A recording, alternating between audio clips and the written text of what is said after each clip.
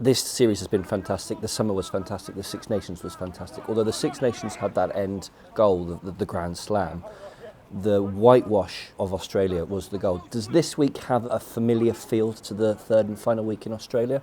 Well, it's different. Yeah, we've played 3 tests on the trot. It's an important game because it replicates a World Cup pool game. You know, you get through the pool, you got to win every game in the World Cup pool to win the World Cup.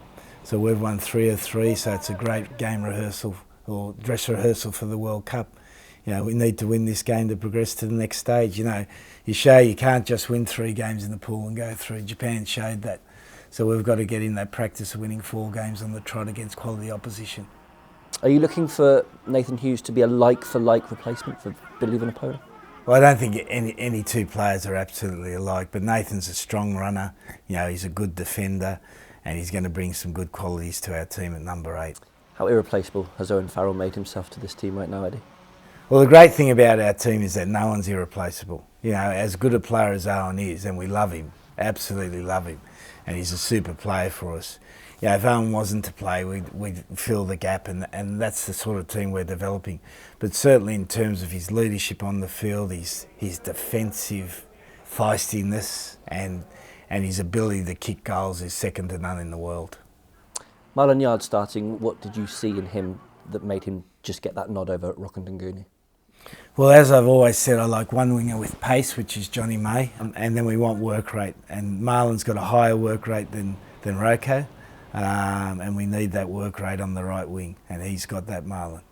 Your last quarter, the last 20 minutes of your games have been your most efficient against all the opposition this year in terms of points scored. How crucial will that be this Saturday?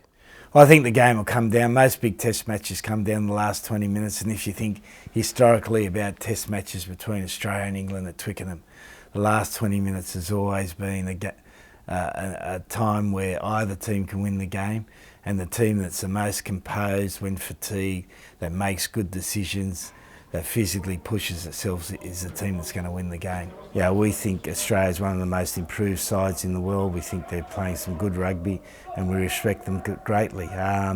They've got some good young coaches there. Steve Larkham, who I know quite well, is doing a fantastic job. Yeah, he's changed their alignment considerably. They played very deep and a long way from the game line against us in June. Now they're really flattening up. Foley's back to his running best. You know, if you look 12 months ago, Foley would have been rated in the top 3 standoffs in the world, and he's probably back to that ranking now. So, you know, Stephen's done a great job with them. They've really got their attack together. We want to make the game into a physical contest, and then we've got to be flexible and adaptable like we were against Argentina. And if we do that, we'll put ourselves in a good position to win the game.